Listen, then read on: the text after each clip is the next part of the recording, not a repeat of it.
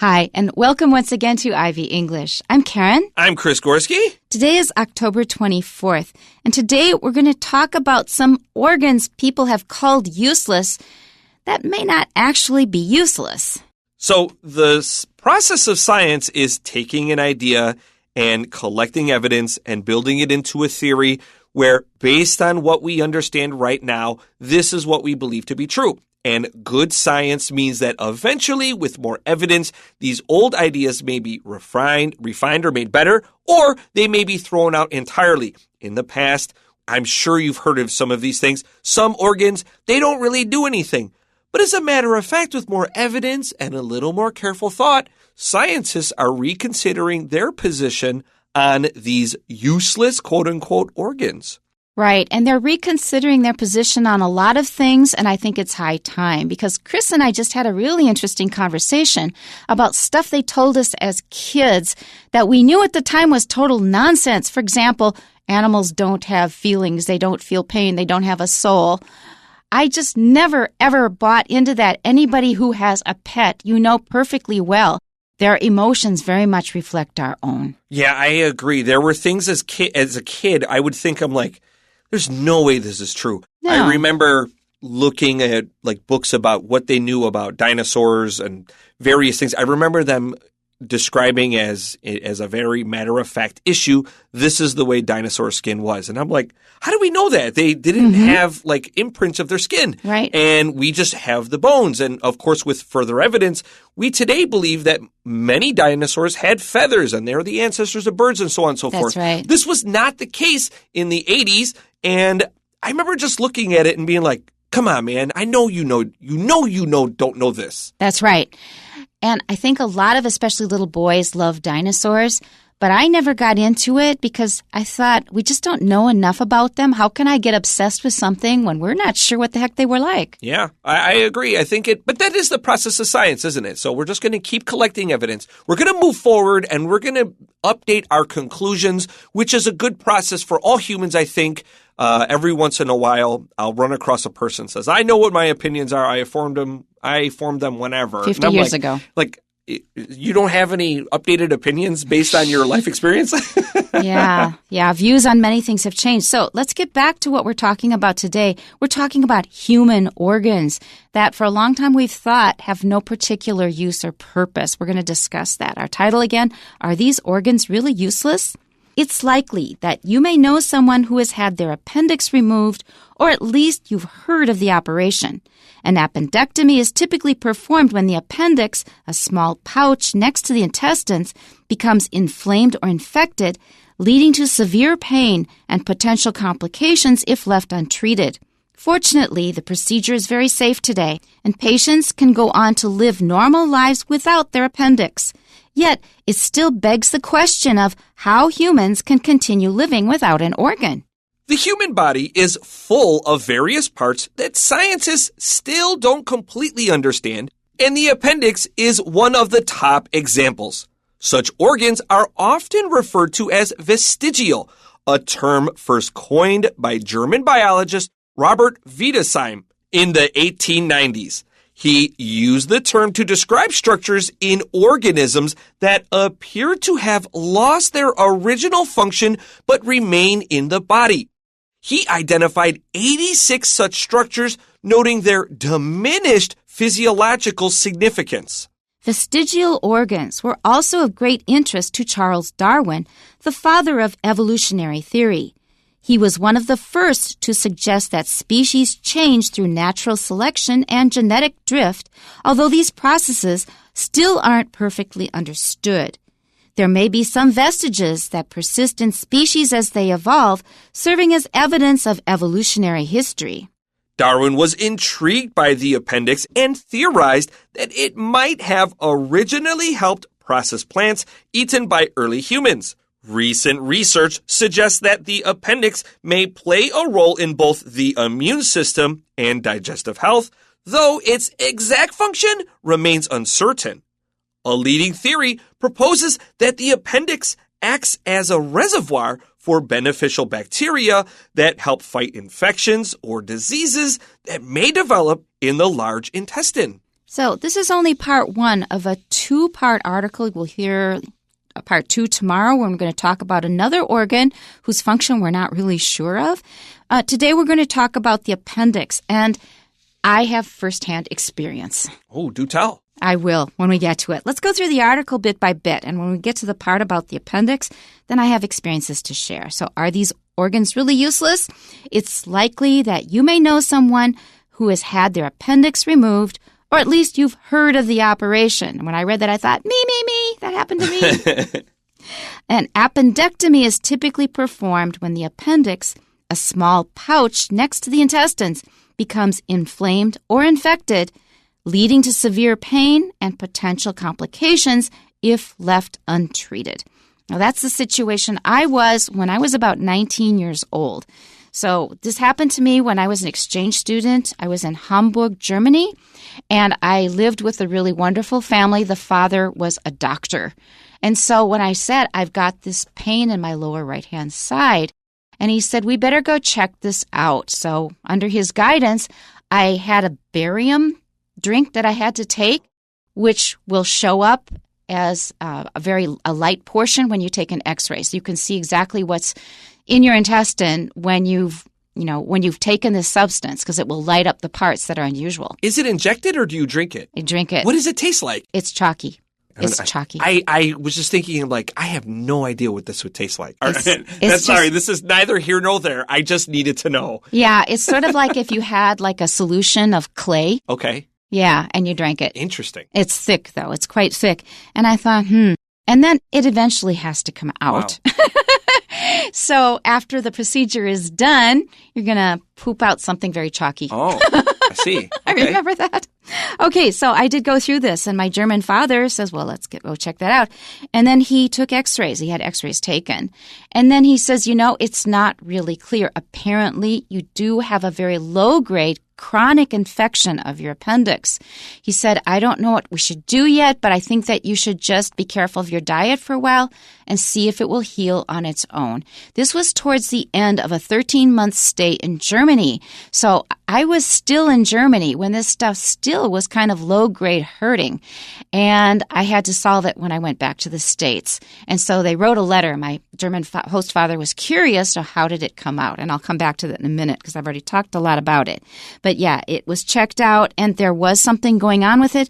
But very often, if you have a problem with your appendix, you often have acute appendicitis, which means if you do not get it taken care of immediately, it can burst and you could die. Yeah. So let's look at this word appendectomy. It ends in CTOMY, which is very common in medical terms. It means to cut out. To cut something out, right? Intestines is a Latin word for within, which is a good word because it's inside your body. Inflamed means something is swollen, and infected means you are affected with disease. Right. So if you're inflamed, it's turning red and probably getting kind of hot. Fortunately, the procedure is very safe today, and patients can go on to live normal lives without their appendix. Okay, so I've made it many decades since then. When I got home, my sister is also a health professional, and I told her about it. She says, let's get this taken care of. And very quickly, she set up an operation, so I had it removed almost immediately after I got back, which surprised my German host father. He thought, well, aren't you going to observe it longer and see if blah, blah, blah? And no, they just decided to take care of it so we wouldn't have to keep worrying about it. And I have to say that the stitches were really coarse, and I could show you my tummy here, and you would see there's still a very clear scar where I had it removed. And it hurt and bled for a while, but it was fine after that. I eventually healed. But I have another addition to the story for later that happened in Taipei. So yeah, apparently life goes back to normal. You are missing an organ, which you don't really miss, you don't notice, but you've got a scar on your tummy. Okay, next sentence. Yet, it still begs the question of how humans can continue living without an organ. So I will just append the little story that came after that. So quite a few years ago, I had this pain in my lower right side. And it continued for a long time, and I had no idea what it was. I thought maybe it's a female problem, but it wasn't quite in the right place for a female problem, like ovaries or something like that, because we've had that in our family. And I was just curious. It wasn't debilitating, but it was distracting because it hurt. So I went to Taiwan University Hospital, and they gave me a really thorough check with all the modern machines, which was painful. I had to drink stuff for those too. And after these days of tests, and they looked at the results, they said, we don't see anything wrong. And so eventually it sort of went away. And it came back a few years later, bugged me for a while, and then eventually sort of went away. But I believe it comes sort of when I'm stressed out. I could see Stress will that. bring it on. And I believe it probably is an after effect of the appendectomy. That's what I believe. That's interesting. I could see that. Stress and disease are definitely related, right? And you've had evidence of this happening in the past. It seems logical to me that this could be a true cause. Right. So the stress is kind of targeting a part of me that's weakened because of the operation, and it's missing. So that's my story of my appendectomy. Let's look at this phrase, begs the question. This means when we talk about something, it raises an obvious question. It kind of naturally follows along. It's a fairly common phrase in English. Right. That begs the question of, it's implying that, there's something that you haven't really told us here that's kind of important. All right, let's learn a little bit more in our next paragraph. The human body is full of various parts that scientists still don't completely understand, and the appendix is one of the top examples. And sure enough, as a child, I always heard that the appendix was just there. It didn't do anything. Okay, I have a little bit to add on here. So when I was still with my host family in Hamburg, with my German father kind of overseeing things, he was explaining to me what we believe the appendix is for. And so he just took a pen and paper. He says, here is your intestine, and here is what the appendix probably originally was. It was a whole side alley, a blind alley, where food was sent to be further processed when we were eating a lot of cellulose, a lot of fiber, a lot of plant foods that you can't really digest cellulose. So it would go into maybe this large kind of side alley and try to further digest it. But then our diet changed. We didn't need it. And so the organ just kind of shrunk. So modern apes that still continue to eat raw, very cellulose-heavy foods still also have appendices, and their appendices are still full functioning, although there are examples in all throughout the animal kingdom of various organs and structures that are no longer especially useful for them. If we have time, we'll talk about them. Okay, and I can give you a hard word related to what I just said, atrophy. And it means for something to shrink because it's not being used anymore. It's spelled atrophy. Atrophy. That PH tells you already that it's from Greek. So it just shrinks and shrinks and shrinks because it's not serving a purpose anymore. All right, let's continue here. Such organs are often referred to as vestigial, a term first coined by German biologist Robert Wiedesheim in the 1890s. Now, a vestige is something that's left behind. So maybe the thing went away, but it left some kind of part of itself or some kind of sign of itself behind. Vestige or vestigial is Latin for the word footprint. So a footprint is not a foot. There used to be a foot there, but it's gone, and we can see its imprint there, but the foot is no longer there, therefore there's no use. So kind of vestigial, the term is kind of suggesting that we're not really using this anymore. Yeah, you left a trace of something behind. He used the term to describe structures in organisms that appear to have lost their original function but remain in the body. But our next sentence is really important because the way people commonly understand vestigial organs or vestigial structures is kind of that, okay, we don't use this at all anymore, but realistically, scientists have a more complicated, more nuanced understanding of vestigial structures. They kind of remind us of our history.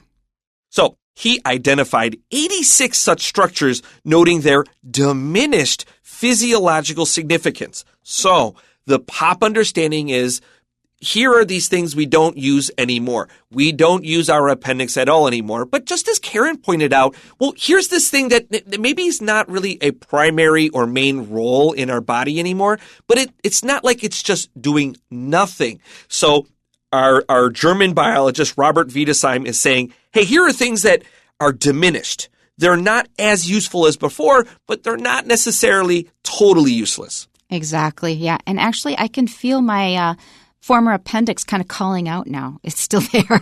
So he identified 86 such structures. Some of them were nipples on men, your tonsils, nodes or points on your ears, which, Karen, we learned that you have. I have. Yeah. And your wisdom teeth, which we'll talk about a lot tomorrow. Now, today we understand tonsils also kind of have other functions and stuff, but that's kind of the point of this. They're diminished.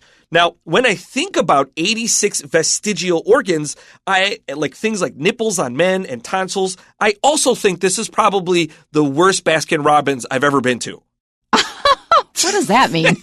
So Baskin-Robbins is 31 flavors. Oh, gotcha. Okay, yeah. So for tonsils especially, it was very common when I was young that if kids got a lot of colds and infections, they would remove their tonsils. But they later stopped doing that because they found that they probably play a role in immunity. They help keep you healthier, less likely to get a serious disease. Anytime a doctor looks into my throat, every single doctor I look at says, why are your tonsils so big and so scarred? I used to have terrible infections through my tonsils all the time, and they have these huge holes in them. And the doctor's like, why didn't you get those taken out? And I have to explain because I'm American and I didn't have health insurance. So I just have these horrible enlarged tonsils in my throat, which probably is the reason my voice has this weird characteristic to it. Oh, it's a great voice, but it was probably wise to keep them in spite of all the problems. It's better to keep them there when you can. Our next paragraph. Vestigial organs were also of great interest to Charles Darwin, the father of evolutionary theory. So a lot of people will kind of ignore the exceptions or the blips in the screen or things that are a little bit out of the mainstream.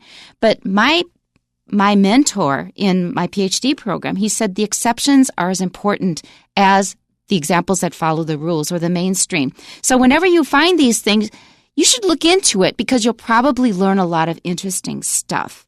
Okay, so let's just plant our flag right here and point out that a theory is not just some idea without evidence. When we talk about theories in the scientific sense, the scientific definition of a theory, this means we have a lot of evidence. We have studied and researched and reached certain conclusions based on this evidence. This isn't just some idea, and because it's a theory, we can't observe it or it hasn't been proven. The word theory in everyday English just means a good idea, but maybe we're wrong. But a theory, when we use it in science, is very close to a conclusive fact. But very often we find they're wrong. People will get very, very sweaty about this word theory. Please pay attention. Are we using this in an accurate scientific fashion or an everyday kind of colloquial sense? And it's a way to stay humble. You can say, I have this theory, which means I've thought about this and I'm thinking this is a possibility, but I might be wrong.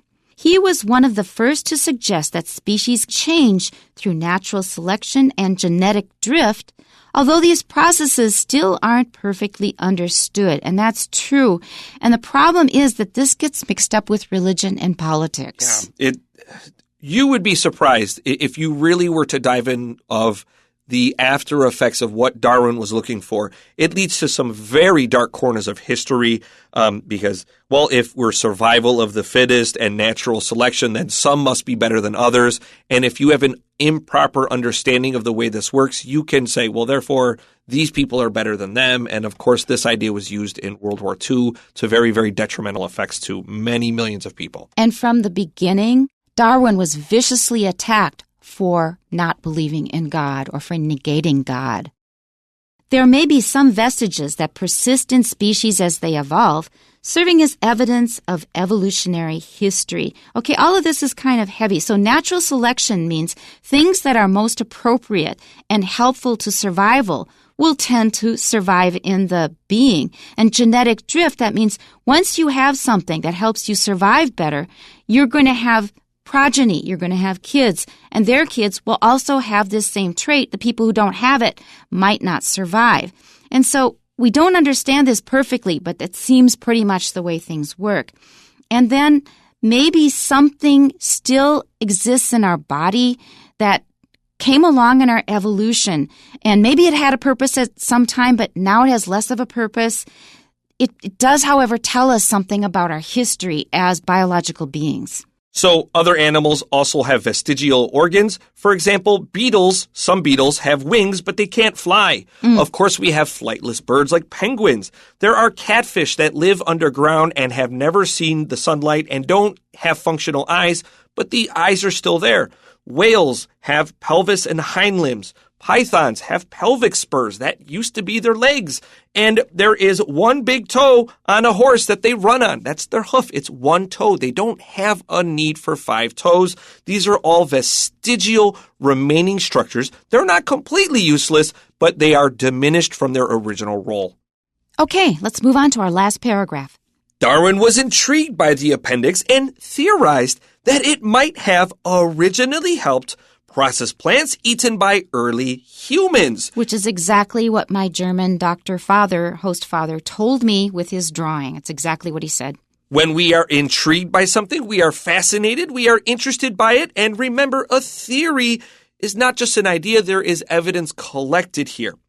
Recent research suggests that the appendix may play a role in both the immune system and digestive health, though its exact function remains uncertain.